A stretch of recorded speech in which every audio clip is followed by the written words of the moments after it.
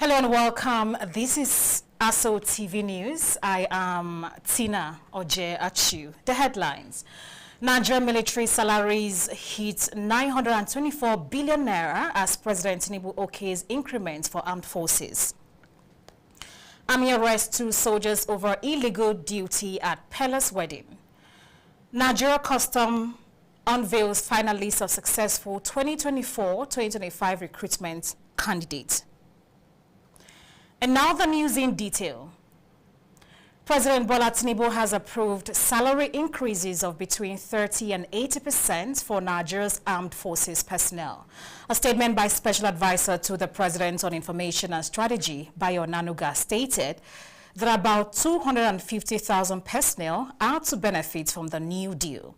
He stated that under the new arrangement, which becomes effective from September 1st, officers above the rank of colonel will enjoy a 30% salary increase. Also applies to brigadier generals, major generals, lieutenant generals, and generals. Personnel from colonel down to warrant officers will have a 50% increase, while private to staff sergeants will have an 80% increase. According to the statement, the pay package will increase the yearly salary bill for the country's armed forces personnel from 660 billion naira to 924 billion naira. President Tinubu has always praised the courage and sacrifices of members of the armed forces as they confront the scourge of banditry, kidnapping, and terrorism, and in some parts of the country. He therefore urged servicemen to take the increment as gesture and as a sign of his administration's deep appreciation of the services they render to the nation. Meanwhile, the chairman, the Senate Committee on Army, Abdulaziz Musa Yar'Adua, has commended President Bola Tinubu for approving significant salary increases of between 30% and 80% for Nigeria Army. Senator Yar'Adua described it as timely effective from September 1st, 2026, and covering about 250,000 personnel across all ranks. He said it is a clear demonstration of Mr. President's deep appreciation for the courage, patriotism, and sacrifices of those who keep the nation safe. He also congratulated the Nigerian Army on this landmark gesture, coming on the heels of the recent expansion of division to strengthen operational reach and effectiveness nationwide. The chairman of Abaji Area Council, Alhaji Abubakar Umar Abdullahi, has reassured residents that his administration is making every effort to restore electricity to communities affected by the prolonged blackout. A statement issued by the chairman's chief press secretary, Comrade Abu Mohammed, and made available to Newspen in Abuja, says the chairman understands the hardship being faced by residents, businesses, students, and artisans as a result of the power outage. According to the statement, the chairman recently met with the management of the Abuja Electricity Distribution Company and directed the company to conduct a comprehensive technical survey of the damaged electricity infrastructure. The survey revealed that about 37 kilometers of vandalized electricity infrastructure required reconstruction at an estimated cost of 600 million naira. The statement notes that although the project is a major financial commitment, especially at a time of declining statutory allocations, the chairman is exploring all legitimate avenues to secure the funds needed to restore electricity as quickly as possible. He adds that residents should remain calm and continue to support the administration, assuring them that the council has not abandoned the project but is working tirelessly to overcome the financial challenges and provide a lasting solution. The National Population Commission has announced the nationwide commencement of full digital birth and death registration under the Electronic Civil Registration and Vital Statistics System through the VitalReg platform. In a media briefing by the Federal Commissioner overseeing the FCT, Mrs. Mary Ishaya Afan said the digital registration platform represents a major milestone in Nigeria's effort to build an efficient and technology-driven civil registration system that aligns with international standards and supports the federal government's Renewed Hope agenda. She said the VitalRec platform is expected to deliver several benefits, including approved accuracy through automated data validation, a more secure and credible national CRVS database, and the creation of a foundational database that will support other national data systems. The platform is also designed to integrate seamlessly with government institutions across Nigeria's digital identity ecosystem, enhancing service delivery and operational efficiency.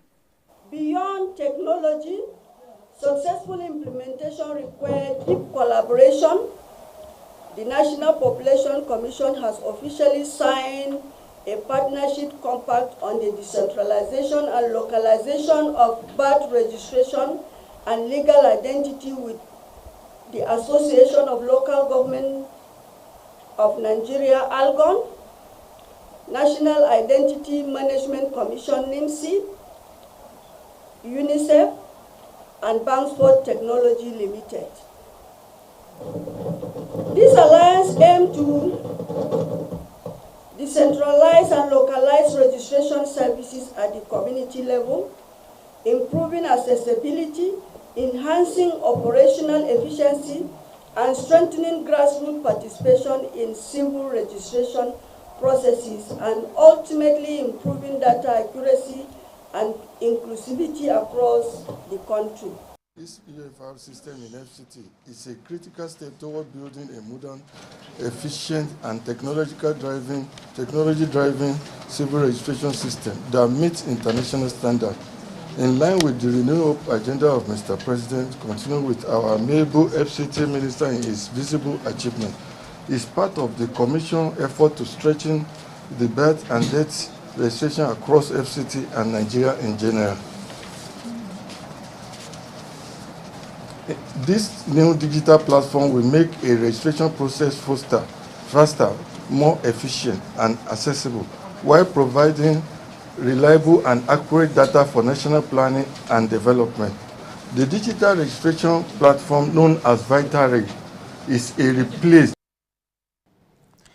The initiative, which became operational on July 1st, 2026, is designed to strengthen civil registration, improve the generation of vital statistics, and ensure that every birth and death in Nigeria is captured through a modern and digitally enabled system. The Commission emphasized that while certain fees for specialized administration services such as record modifications, certificate reassurance, attestations, and verification requests have been reviewed, birth registration services remain highly subsidized. The NPC also called on state governments, local councils, healthcare institutions, traditional and religious leaders, civil society groups, and the media to support the initiative and ensure prompt registration of all births and deaths across the country. As part of effort to combat discrimination against persons with disability, the Sustainable Family Health Foundation, in collaboration with the Christian Blind Mission, has called on government and other key stakeholders in the Federal Capital Territory to strengthen policies and laws that promote disability inclusion. The call was made during SFHF's bi-monthly media awareness program on disability held in Abuja. Oluchi Jacinta Okuri reports. Stakeholders at the bi-monthly briefing emphasized the need for sustained actions in 4 key areas, such as capacity building, public sensitization, health education, and livelihood support for persons with disabilities. Nothing about us without us. If you must achieve disability inclusion, if you must practice disability inclusion, you must involve persons with disability. Participants highlighted the importance of increasing awareness of disability laws among stakeholders, improving access to economic opportunities, strengthening health education, and ensuring effective implementation and enforcement of disability rights provisions. The project is all about advocacy for the establishment of an agency that will see the promotion, the protection, and the prioritization of the right of persons with disability in the FCT. Today is to engage one of our partners in this advocacy, which are the media, on what they need to know about disability, how they're supposed to go about it in terms of awareness campaign and advocacy, also some of the basics in terms of reporting terminologies to avoid discriminatory phrases. Disability rights advocate Chris Obiora Agbo stressed the need to equip media professionals with the knowledge and skills required for disability-inclusive reporting, noting that the use of intentional language, objective reporting, and greater understanding of disability-related challenges would help improve the livelihoods and social inclusion of persons with disabilities, in line with the Discrimination Against Persons with Disability Act 2018. You speaking for persons with disabilities, like I said before, instead of you speaking for them, why not invite the person? Let the person be the one to speak for himself, because it will give a clearer perspective of what you want to promote. Disability issues are everybody's business. We don't know who will be the next. So that's why I'm saying that everybody should join hands with us to create a more inclusive society, because a more inclusive society is for the benefit of all. The program, themed Advancing Disability Inclusive Development through the Implementation of Disability Law, seeks to promote public awareness, strengthen advocacy efforts, and drive sustainable solutions that support the full inclusion of persons with disabilities in the FCT. Oluchi Jacinta Okore, ASO Television News. You are watching ASO Television News. You can watch us live on DSTV channel 392, also on Star Times TV, channel 127, and Free TV, channel 507. We are also on the UHF band on channel 38. Still to come, Nigeria Customs unveil final list of successful 2024-2025 recruitment candidates. Stay with us for details of this and more shortly.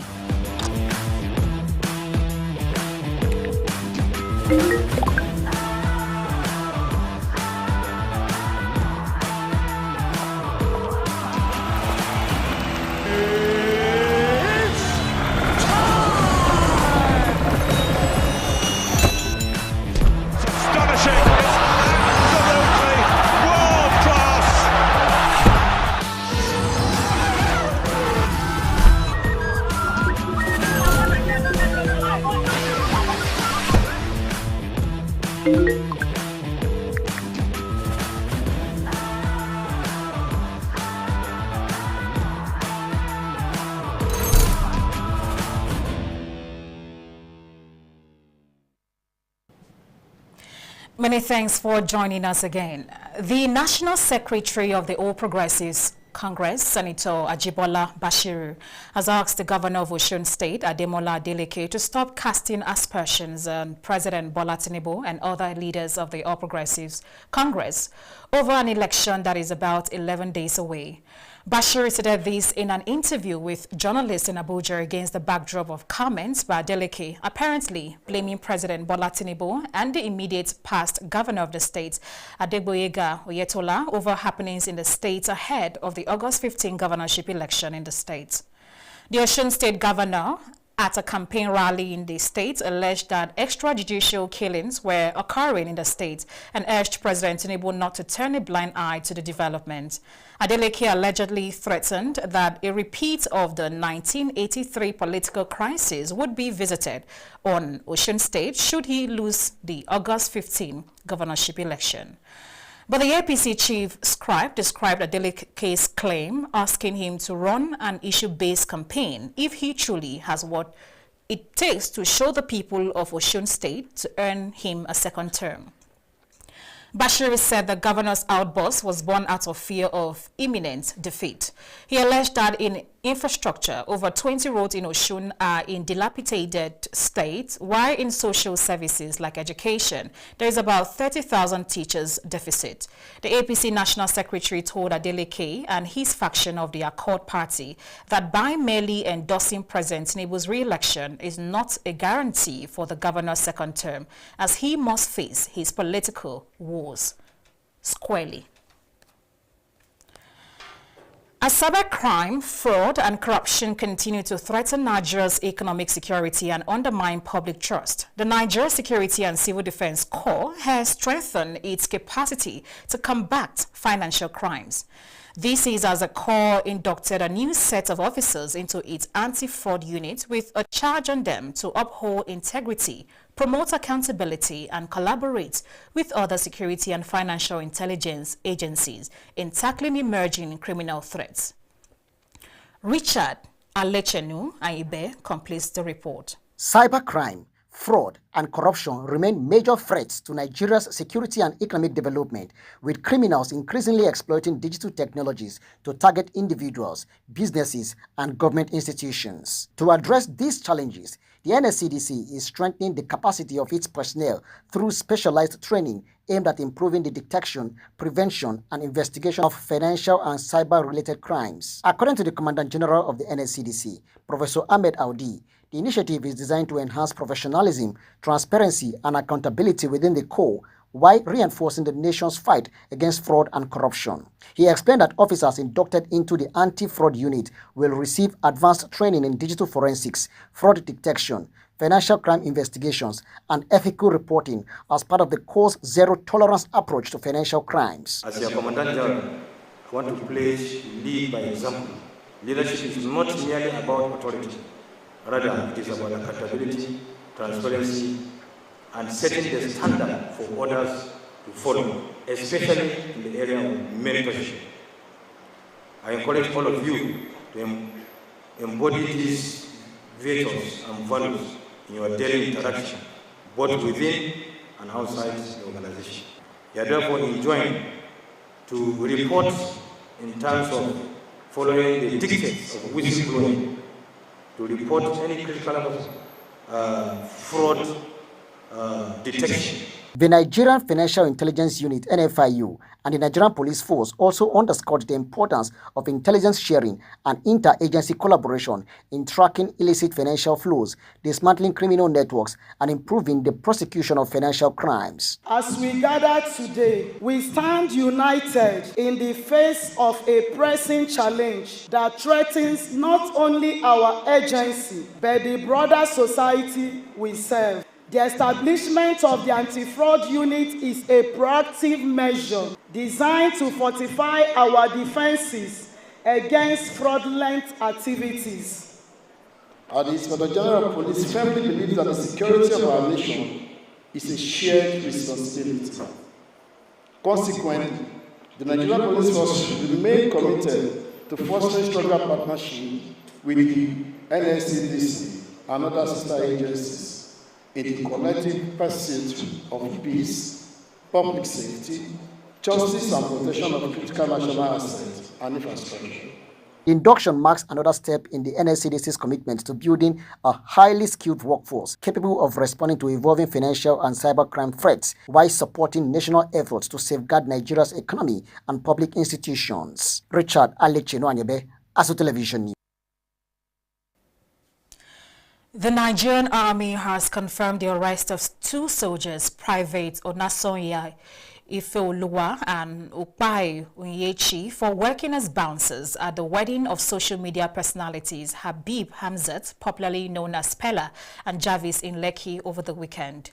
Both soldiers were identified as personnel of the Nigerian Army's Medical Services and Hospital at Obalindi, Lagos. Spokesman for the 81 Division, Lieutenant Colonel Musa Yahaya, confirmed to newsmen that the soldiers were arrested on Tuesday and are in custody.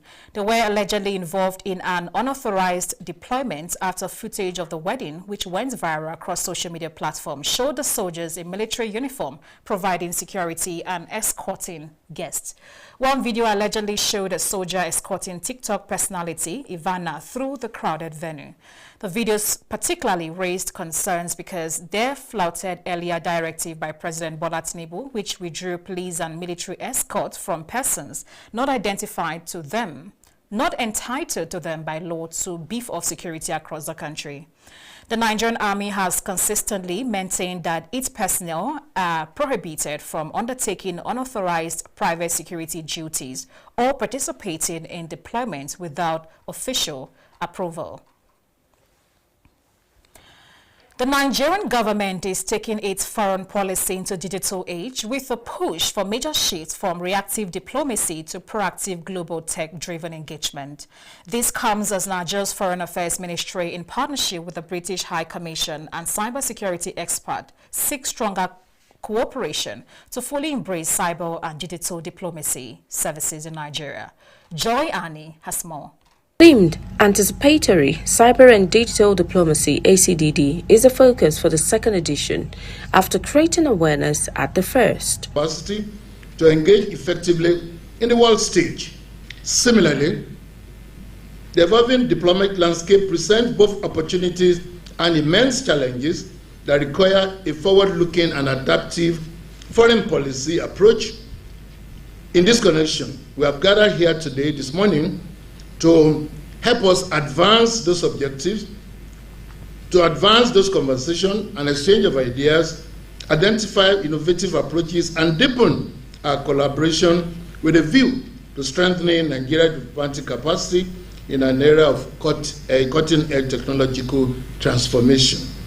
The Nigerian Foreign Affairs Minister of State, Ambassador Shola Enikololaye, declared that the future of Nigeria's statecraft will increasingly be shaped not by traditional instruments of power alone, but by knowledge of information and technology and the capacity to adapt. The Minister of Communication and Digital Economy, Dr. Bosun Tijani, charged the stakeholders to continue to build a Nigeria that is not only ready for the digital future, but one that helps to shape the digital future as well. Diplomacy and start to see that technology is a major part of it. A nation's ability to build digital infrastructure, develop digital talent, secure its cyberspace, harness artificial intelligence, and also shape global technology standard is increasingly determining its competitiveness, resilience, and influence. And I think we live at a time where digital capability is also becoming an important, as important to national influence as diplomacy, economic strength, and defense as well. Speaking for the British High Commission, Ms. Vicky Seima said they are willing to share their expertise in likely grey areas Nigeria may face in achieving these milestones which they have navigated in the past on cybersecurity architecture. These attacks are criminal, some are by hostile states, and some are by groups linked to hostile states, but with a degree of plausible deniability. This is the grey zone of virtual conflict, which we often read about in the press, of extortion, of sabotage, of disinformation and disruption. A grey zone which is about to be turbocharged by new artificial intelligence tools. ACCD's second agenda aims to move from awareness to activation, operationalizing AI, cyber and digital statecraft for Nigeria's foreign policy. Joy Annie, ASO Television News.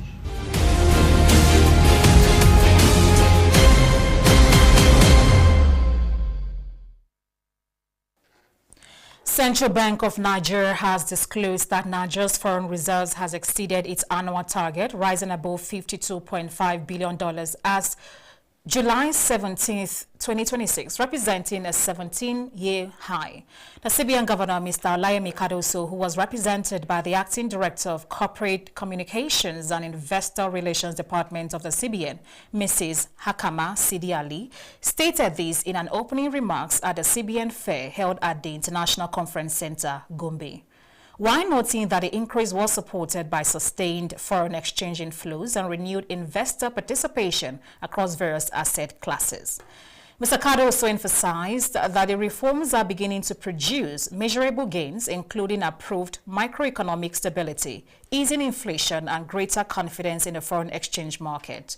He highlighted another reform undertaken by the Apex Bank over the past 34 months to include banking sector recapitalization, the launch of the non-resident bank verification number, the B-Match foreign exchange trading platform, the Nigeria Payment System Vision 2028, and the introduction of the Nigerian overnight financing rate benchmark, even as the Naira is continually strengthening earlier.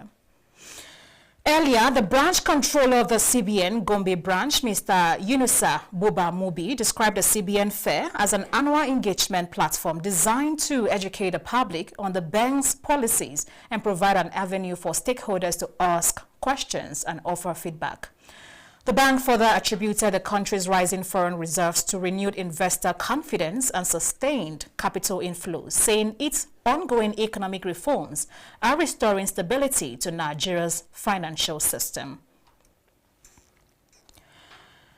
As part of efforts to ensuring transparency, Controller General of the Nigeria Customs Service, Mr. Bashir Adeniyi Adewale, has announced the final list of successful candidates in the 2024-2025 recruitment exercise of the Nigeria Customs Service, while pledging a new recruitment cycle of a yearly basis. The CGC, who made the announcement in Abuja during a press briefing with newsmen on the exercise, disclosed that a total of 3,852 candidates have been offered places across the 3 cadres of entry, including Superintendent Cadet, Inspectorate Cadet, and Customs Assistant, accommodating 1,275 367 and 2,210 candidates respectively. Business correspondent Ile Meje has details. Briefing newsmen in Abuja on the recruitment exercise into the service, Comptroller General of the Nigeria Customs Service, the CGC, Mr. Bashir Adeniyi Adewale, disclosed federal government's plans for a new recruitment cycle for better results. The Nigeria Customs Service is moving to an annual recruitment cycle. Recruitment will no longer be an occasional event undertaken after several years. It will be a standing, predictable yearly event. The annual cycle serves the service and the applicants equally. It allows us to plan our manpower against known retirements rather than in reaction to them. Recruitment into the Nigeria Customs Service is free. No candidate has paid, no candidate should pay any person or group for a place on the list. While congratulating the successful candidates for the recent exercise, the CGC emphasized quality delivery. To the 3,852 men and women whose name appear on the list, I offer my congratulations. You have earned your place in a field of more than 500,000. You are joining a service with a proud tradition and a demanding standard, and you will be held to that standard right from your first day. The customs boss further commended government's effort by the President Tinubu-led administration and professionalism of the staff for operational performance. I am satisfied that the service has remained stable throughout, that our operational performance has not faltered, and that our revenue and enforcement outcomes have been sustained over the years. That stability has been made possible by the consistent support of His Excellency President Bola Ahmed Tinubu, GCFR, and by the guidance of the Nigerian Customs Service Board under the chairmanship of the Honorable Minister of Finance, and of course the professionalism of all our officers and men. According to him, the year 2026 recruitment exercise will open up later this year. Ile Emeje, ASO Television News.